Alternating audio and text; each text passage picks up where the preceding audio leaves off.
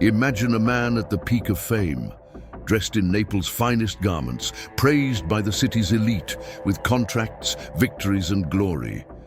Now imagine that same man walking alone, barefoot, through silent streets, head bowed, as if he carried on his shoulders the invisible weight of a choice the world could never understand.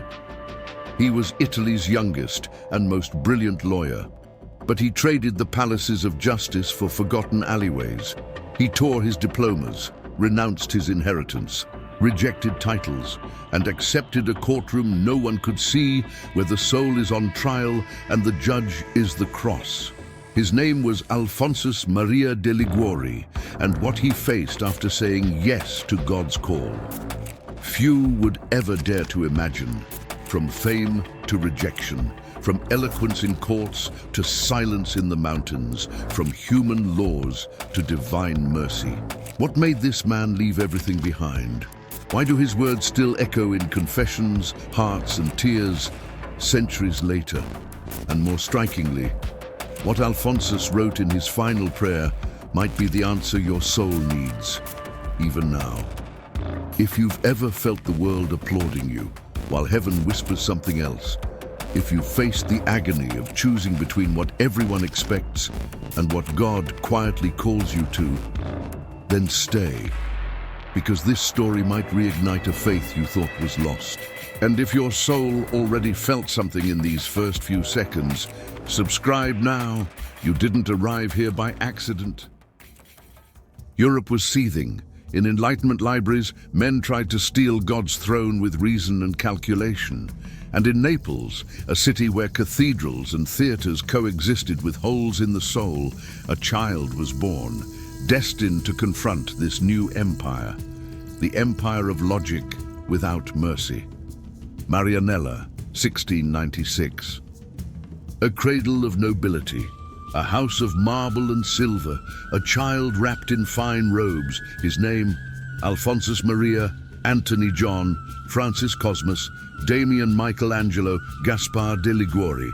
But God knew him by another name, a witness of divine tenderness in a cold world. Before the age of 20, Alphonsus was already a doctor of civil and canon law. At 16, he practiced law with a precision that disarmed the most powerful. By 19, no one could beat him. But between paragraphs and victories, his soul bled in silence. Slowly, as the court celebrated him, he began to perceive something devastating, that human justice often ignored the innocent, the widows, the poor, and the forgotten of God. Then it happened. The most important trial of his career, a case of enormous social repercussion. Alphonsus entered the courtroom confident, armed with solid arguments and unshakable conviction. And he lost. And when he realized he lost, not due to legal failure, but to invisible political corruption behind closed doors, Alphonsus felt the sky tremble within. He left the court, walked alone to his home, tore the documents of the lost case and declared, "O deceiving world, now I know you. Farewell, courts of men. I no longer wish to serve lies." That night, Alphonsus looked to the heavens and murmured, "Lord, I want to defend the only cause that matters, the salvation of souls." And so the most promising son of Naples' aristocracy took his first step toward becoming the patron saint of confessors, the saint who would trade human glory for the fire of divine mercy. But the journey that followed would break his bones, his certainties, and even his health. Heaven had spoken to him, but now silence screamed. After abandoning the world, Alphonsus believed he would find peace in the things of God. But what he found was abandonment, resistance, and a cruel mirror of his own soul. His father rejected him, friends mocked him. The nobility saw him as a fool, someone who had thrown away titles, wealth, and prestige. Alone in his home, bound by his father's condition, to study for the priesthood without leaving the house, Alphonsus plunged into prayer like a man clinging to a raft in the middle of a shipwreck. And still, There were days when he felt nothing, no consolation, no certainty, no joy, only naked faith. Then came the day of ordination, December 21st, 1726. At 30 years old, the city ignored him, but heaven smiled in silence. In the following years, Alphonsus walked through Naples' alleys, touching the beggars, looking into the eyes of the forgotten, hearing the confessions of the rejected. He created the evening chapels, small groups organized by the poor themselves, where prayer, preaching, and education blossomed under the dim light of improvised candles. There, among the stench of the streets and the tears of the abandoned, Alphonsus saw the face of Christ. But even that did not spare him from suffering. He began to experience scruples, inner torment. He blamed himself for minor faults, suffered with the fear of offending God, even unintentionally.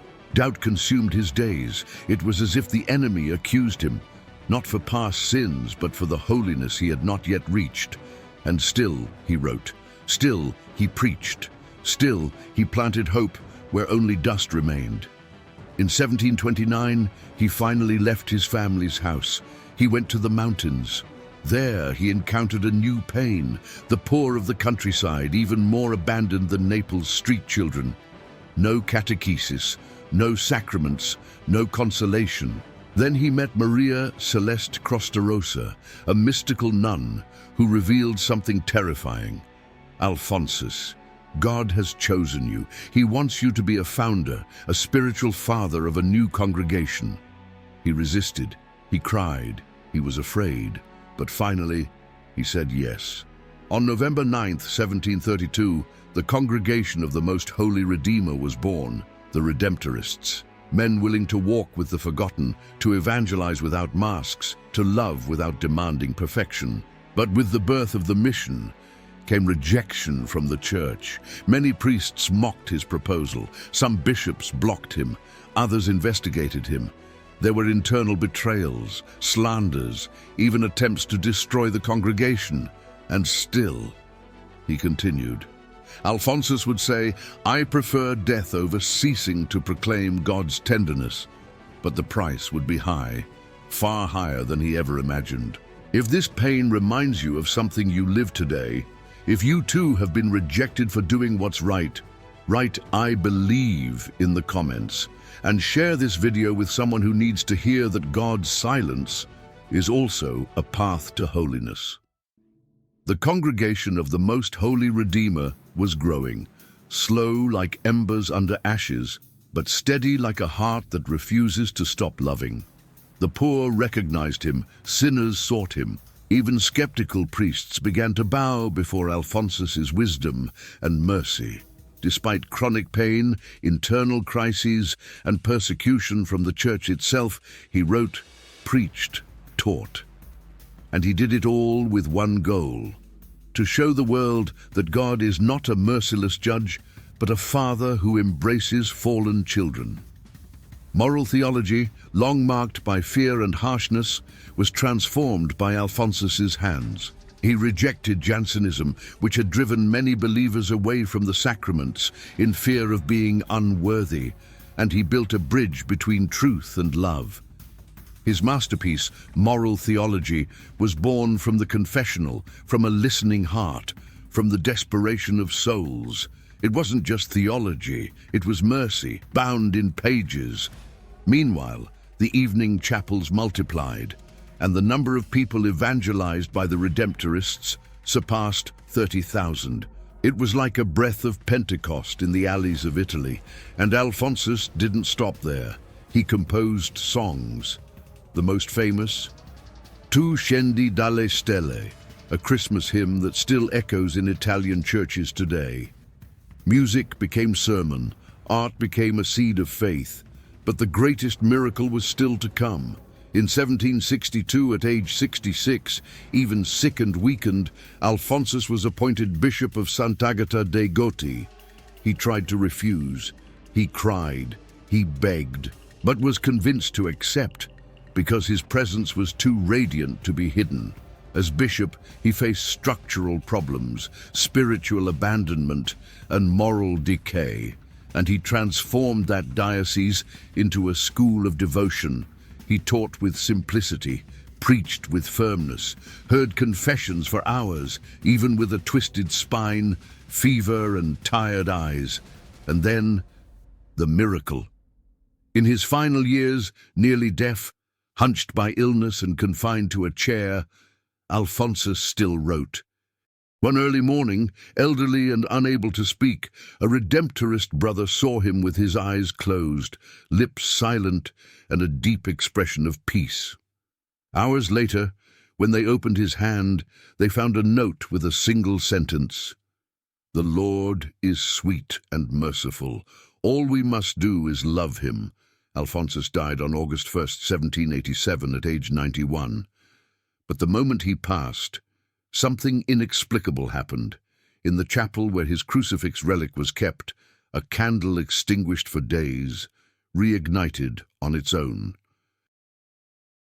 Those present wept, a silent miracle, just like Alphonsus. He had spent his whole life igniting flames in extinguished hearts, and now heaven answered. How many times have you felt that God is love, but religion only showed you judgment? How many times have you wanted to confess, but were paralyzed by the fear of not being forgiven? Or tried to live in holiness, only to drown in a sea of rules, self-demand, and guilt? Maybe you're trying too hard to be perfect and forgot how to be a child, trying to get everything right while losing your soul in the process. Alphonsus lived this. He was scrupulous. He wept over sins heaven no longer remembered. He thought he'd never be holy enough, but it was in that very pain that he discovered the most forgotten path of the gospel, mercy. While others shouted, "Pay for your sin," Alphonsus whispered, "Confess, receive forgiveness, and begin again." While Jansenists said the Eucharist was only for the perfect, Alphonsus declared, "Christ's table is for the broken." He was the voice that shattered the silence of thousands, the embrace that the spiritual world needed, so wounded hearts would understand that grace is not a reward, it is a gift. His books still heal wounded consciences today. His teachings are used by confessors afraid of getting it wrong, and his sermons continue to echo through Redemptorist missions across the world. If you feel you are too far from God, if you think he has already given up on you, remember Alphonsus, the man who lost a trial and gained heaven, the lawyer who tore up the laws of earth to kneel before the cross. And if this touched you, write in the comments, "Mercy is my home," and share this message with someone who still believes they need to be perfect to be loved. Pagani, Italy. The year was 1787. A man sat hunched, nearly motionless in his small cell, his body deformed by age, hearing almost gone, writing difficult. But his eyes still burned. Alphonsus sat there, head fallen to his chest, praying, murmuring, smiling faintly, as if hearing a melody the world could no longer perceive. Around him, members of his congregation watched in silence. One approached, held his hand and whispered, "Father, shall we call the doctor?" Alphonsus gave a short, weak response, yet eternal. "No, call the confessor. I want to die in the arms of mercy." Moments later, after receiving the anointing of the sick and kissing the crucifix, Alphonsus closed his eyes and passed. There was no thunder, no flashes of light, but one candle, which had been extinguished for days, relit itself on the altar. A small flame announcing the entrance of a giant of faith. In heaven, a defender of souls had just arrived, and the word that best summarizes his life is one he often repeated to souls in pain. The Lord is compassionate and gracious, slow to anger and abounding in love. Psalm 103:8. Saint Alphonsus Maria de Liguori was not merely a theologian, he was a bridge between sin and forgiveness, between pain and consolation, between the courtrooms of earth and the embrace of heaven. If your soul breathed deeper today, if something within you remembered that God is more embrace than accusation, then St. Alphonsus has reached you. He still speaks, in quiet confessionals, in troubled hearts, in whispers that say, "My child, come back, and I never stop loving you." If today you're tired of trying to be perfect, if you can't bear the guilt anymore, even while praying, know this: you don't need to earn God's love. You just need to open your heart. Mercy is the home you can always return to, and St. Alphonsus is the key to that door. Write in the comments, Amen, and bring this light to someone else. Share this video with someone who still thinks God is a sentence, when in truth, He is a reunion. And if you felt this story spoke to your soul, subscribe now to the Heaven's Breath channel. Here, every story is a breath that rekindles the invisible. Until the next video. And may Alphonsus Maria de Liguori, the lawyer of heaven, intercede for you.